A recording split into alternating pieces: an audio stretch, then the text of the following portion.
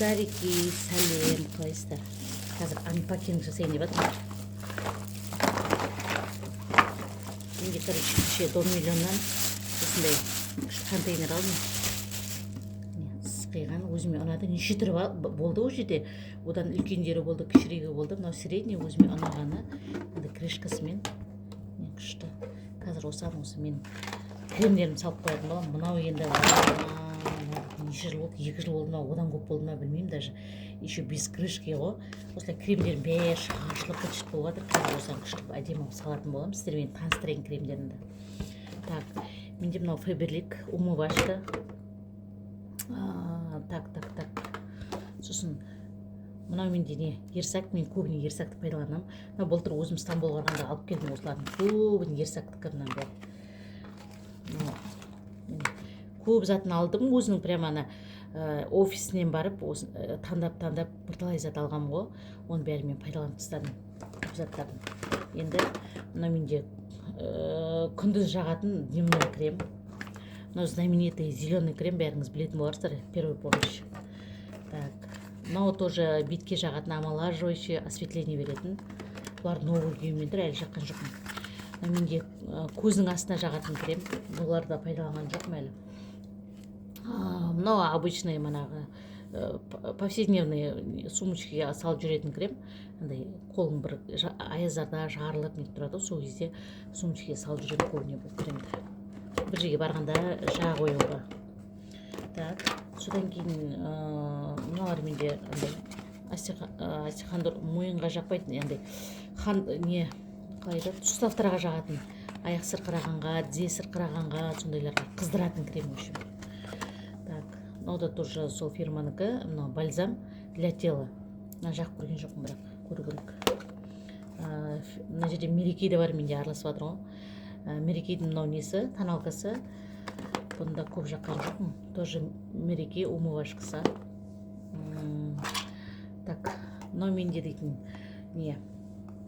Корейский кремдер. Бұларда әлі новый, әлі пайдаланбадым бұларда. Мен бұны жақында неге Google переводчикқа салып қарасам, мынау дейтін коллаген бар ішінде, дневной крем екен, бетке жағатын. Мынау не екен? Для рук. Күшті иісі. Эдельвейс дейтін гүлден жасалған. Сосын мынау менде Faberlic'тің для рук кремі. Содан кейін мынау қыздар қалай етін атын ұмытып қалдым, тоже Стамбулдан келген. Мынау бір жана антисептик ретінде пайдаланасыздар. Содан кейін бала кішкене жөтеліп, салқын тиіп, андай уже мырқырап бастаған кезде кеудесіне, прямо андай мойындарына бәріне жағып тастағанда мынау күшті көмектеседі. Мынау да тоже Стамбулдан келген, мен балам алып келген. Мынау да тоже антисептик, сумочкаға салып жүруге ыңғайлы, тек қолыңа шашып, манағыдай. Мен көбіне за рулем майшаға неткенде, майшамен жүрген кезде сумочкаға салып жүрем. Ана руль ұстаған кезде қолым бәрі қап-қара болып қалды, соларды шашып аламын. Так, капкасын салып қояйын. Содан кейін, қыздар, менде коробкасы маған керек емес, істеймін. Так, содан кейін мынау да тоже ерсак. Гүнеш кремі, күнге шыққанда жағатын крем. Содан кейін қыздар, ана косметологияға бар жүрмін, білесіздер. Сонда маған кремді предлагать етті. Мына 3 штук болды. Мен уже біріншісін пайдаланып жатырмын. Мынау дейтін, күнге шығарда 15 минут бұрын тазалап тастайсың. Бетіңе жағып аласың. Күннен қорғайтын крем, короче. Мынау не? Америкадан алдырады олар срок кремдерін, қымбат кремдер. Так, содан кейін менде енді мынау уақыт-суақтар малафтилин, мынау первая помощь, как лечебный сияқты крем ғой, ненікі тоже Faberlic'тікі.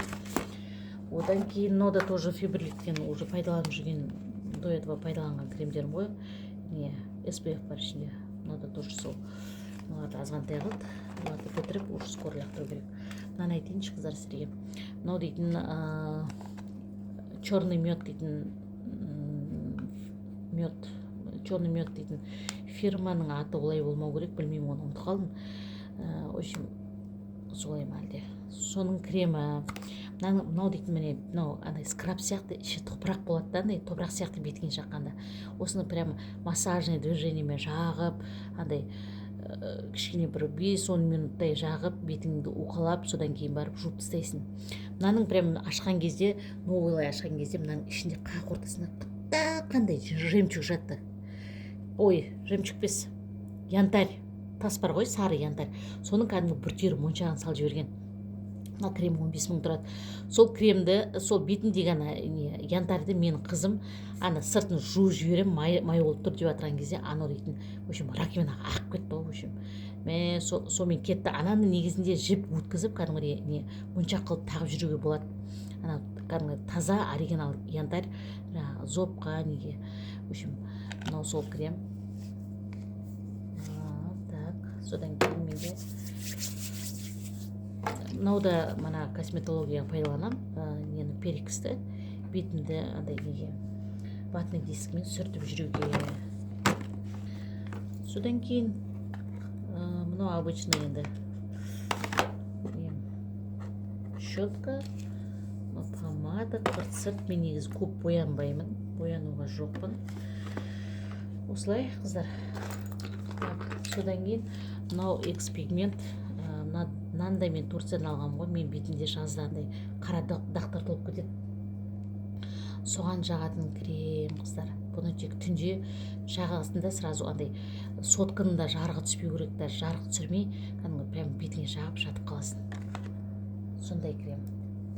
Мына мен қызым несі помадасы ма білмеймін, бірдеңесі ішінде жүр екен, жақсы салып қояйын. Так, содан кейін қыздар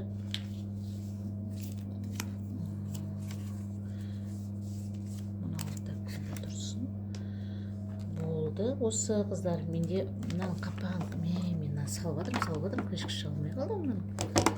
Енді қайтеміз, мына шығарып тастауға придется.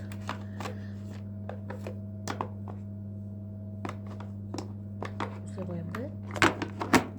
Міне. Мынаны істеймін. Қыздар. Все равно нетіп тұр кішкене.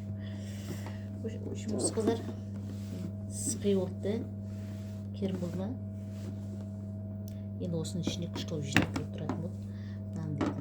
Мыналарды салып ішіне деп мусорға жатыратын бұл.